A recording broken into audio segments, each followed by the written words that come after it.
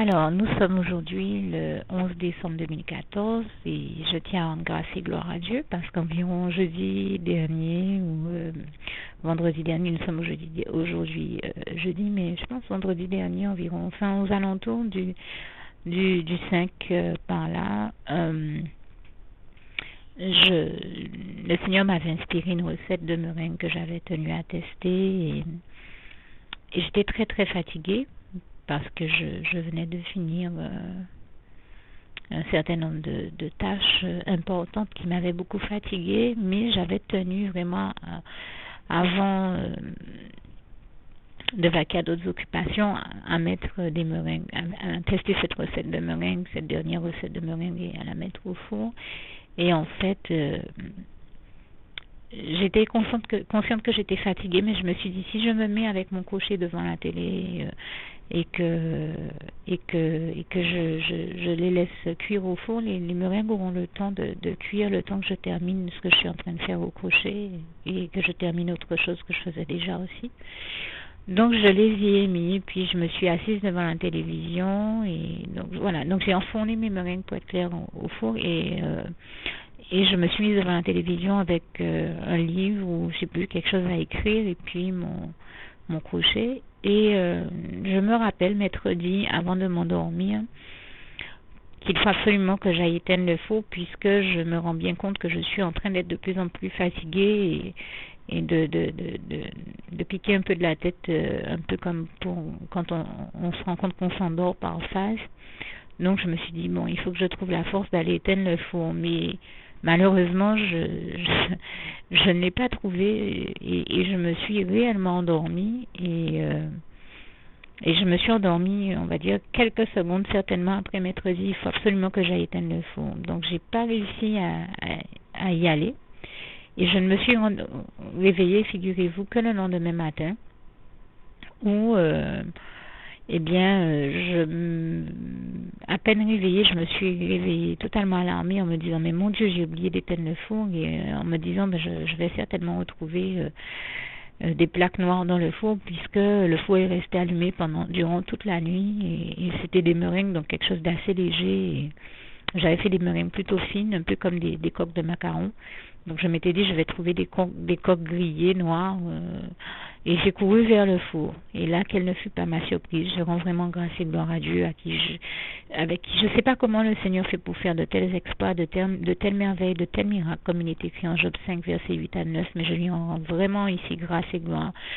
Mes meringues étaient cuites à point, elles n'étaient pas brûlées, elles étaient super bonnes, elles étaient magnifiques, très légères et donc je tenais vraiment à rendre grâce et gloire à Dieu pour toutes ces merveilles et ces miracles que nous le voyons accomplir tous les jours dans nos vies parce que pour moi j'ai trouvé ça extraordinaire. Dieu avait fait un miracle de plus pour moi et je lui rends vraiment grâce et gloire. Dieu ayant vu à quel point j'étais fatiguée, et ayant vu comment je cherchais vraiment à réaliser la recette que le Saint-Esprit m'avait inspirée, toute la gloire lui en revient, m'a fait la grâce. Je ne sais pas comment il fait ces merveilles-là et ces miracles-là, de faire en sorte que mes meringues ne brûlent pas au four et j'ai pu donc les en sortir totalement intactes et très bonnes et très légères. Et je tenais vraiment à remercier Dieu ici, à lui rendre grâce et gloire. Merci Seigneur, louange, honneur et gloire à toi, éternel mon Dieu Jésus, dans mon Saint-Esprit, pour toutes ces merveilles, tous ces miracles, toutes ces choses extraordinaires que nous te voyons faire tous les jours dans nos vies sans pouvoir même les expliquer intellectuellement, mais vraiment tu es un grand Dieu merveilleux, il n'y a pas de mots pour décrire à quel point tu es merveilleux et comme j'aime à le dire, un Dieu aussi merveilleux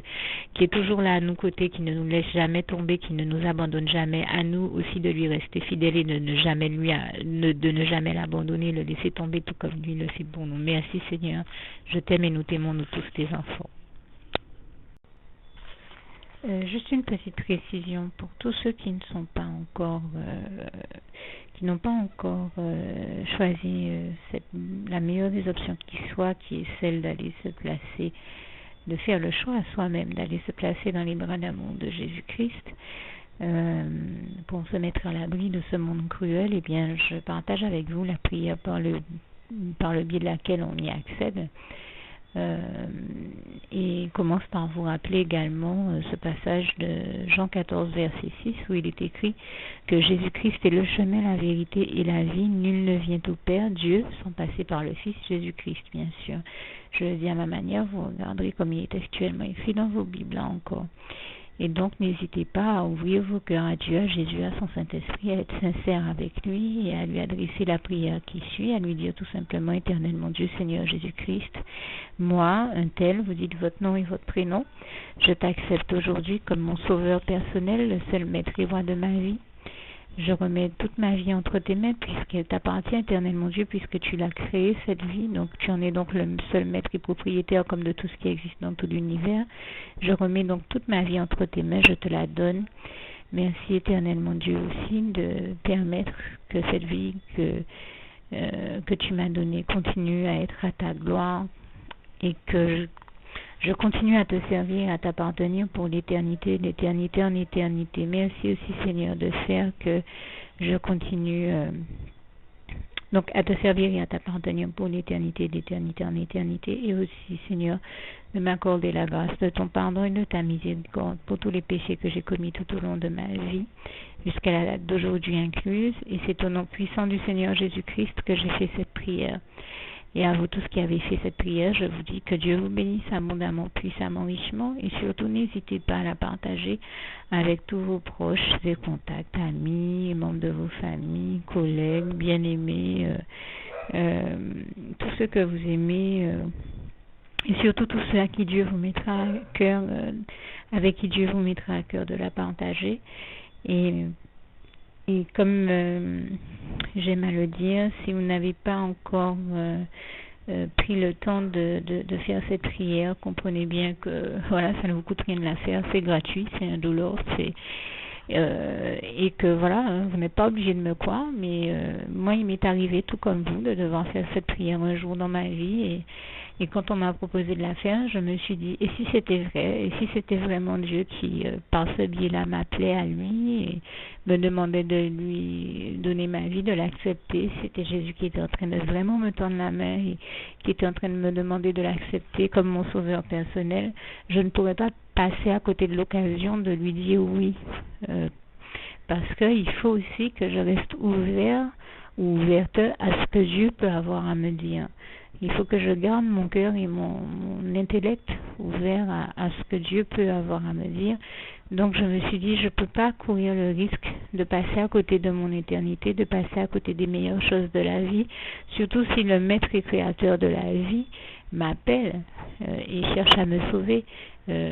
Pour être sauvé, il faut bien que je lui dise oui, que je souhaite qu'il me sauve. Oui, Seigneur Jésus-Christ, je t'accepte comme mon sauveur personnel.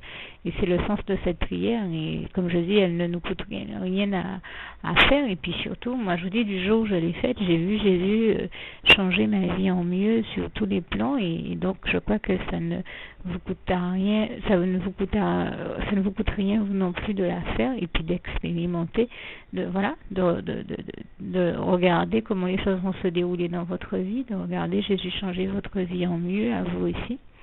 Et voilà, d'en faire l'expérience. Et pour en faire l'expérience, il faut commencer par faire cette prière. Donc si vous ne l'avez pas encore dite, réembobinez tout simplement cette vidéo ou ce document si vous préférez, réécoutez-le et dites avec moi la prière que vous m'avez entendu mentionner.